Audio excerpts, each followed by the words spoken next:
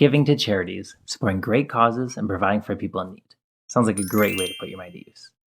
But buying fancy dinners, designer clothing, and another chartered flight for the founders of the charity sounds like a terrible place for your hard-earned money. Stay tuned to find out how to find the right kind of charity that actually deserves your money. My name is Brandon. I have my master's degree in finance, and I want to see everyone succeed financially. So why talk about charities? Well, they're a big destination for our money, and I hate wasteful spending. Because I think we've probably all seen at least one or two of these stories in the news where the founder or president of the charity has taken like 40 private flights in the last year, burning away hundreds of thousands of donated dollars, while the mission they say they're on seems to have funding issues. What? Like we're just chumps giving money to prop some already rich person while they parade around championing the supposed good they do? Take Glad CEO, who spent $60,000 on a single work trip and got $20,000 for her home office renovation. Their board fully supports the chandelier in her office, apparently. Or the NRA violating the law with wasteful spending, including many millions in private chartered flights. Or back in 2016, when both the CEO and COO of the Wounded Warrior Project were both ousted for excessive spending that, you guessed it, did not go to wounded warriors.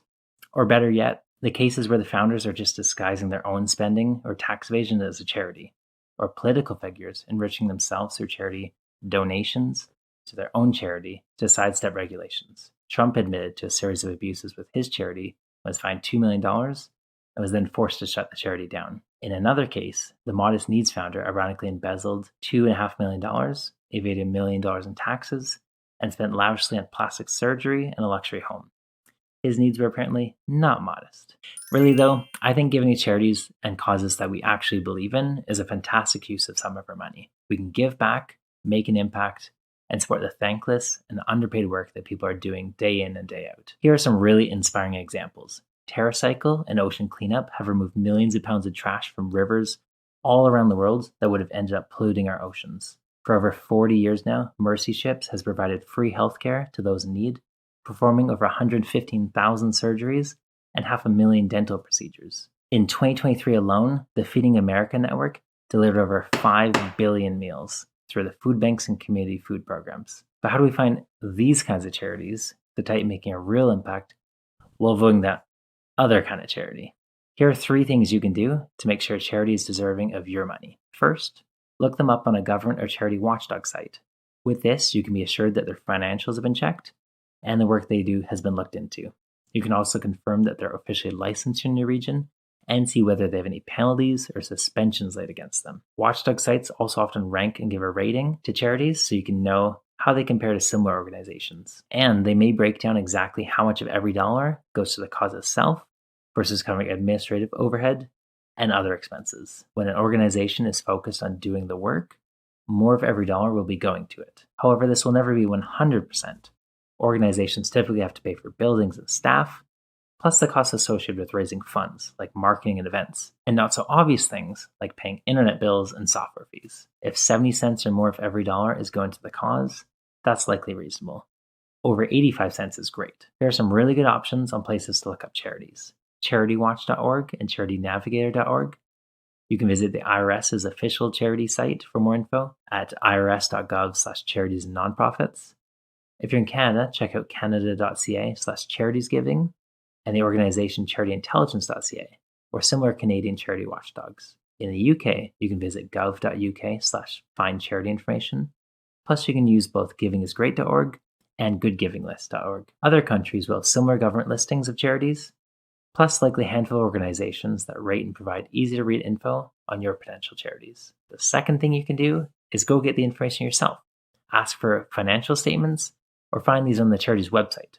Audited statements will have a declaration verifying the reliability from an independent third party. You can try to access annual meeting, AGM documents if they're available, which will be full of comments and discussions about the organization. Also, read up on the work they have already finished, not just the big aspirational stuff they write about or say they'll do one day. Some organizations actually have an overabundance of donations that they can't effectively spend each year. On the other side, some organizations are barely holding on to long-time inadequate donations or mismanagement.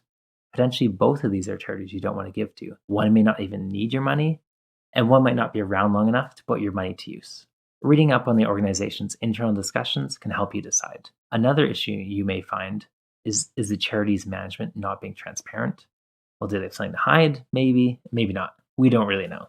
But in this case, I'd consider looking at similar charities that are sharing openly what you want to see. There's no shortage of needs, and also no shortage of wonderful, suitable charities doing great work that could use your help. The third thing to find out if a charity is worth your money is going to be the most involved, but could also be the most rewarding. You can volunteer your time. Potentially, you don't currently have cash to give to a place, so if you're able to give your time, that can be a big, big help to many charities. Or you can choose to volunteer for a time, get involved a bit, maybe attend an annual general meeting, and then if the organization lives up to your expectations, they can become a place you choose to consistently donate to. So good. Supporting a good cause, knowing you're not getting scammed, giving back to your community or people in need all around the world. That's worthwhile for sure. Was this video helpful or not? Give me a thumbs up or down to let me know. Also, what's been your experience with charities and donations? You can let me know down below. Thanks for tuning in. Hope you have a great one. This video is brought to you by peanuts. Peanuts make for a nutritious snack or a great addition to many meals, barring, of course, severe allergies leading to anaphylaxis. That would not be a nice meal. But besides that, peanuts are full of healthy fats, protein, and peanutty goodness. Thanks, peanuts, for being a supporter and being so darn yummy. Try peanuts today. Unless, of course, you're deathly allergic.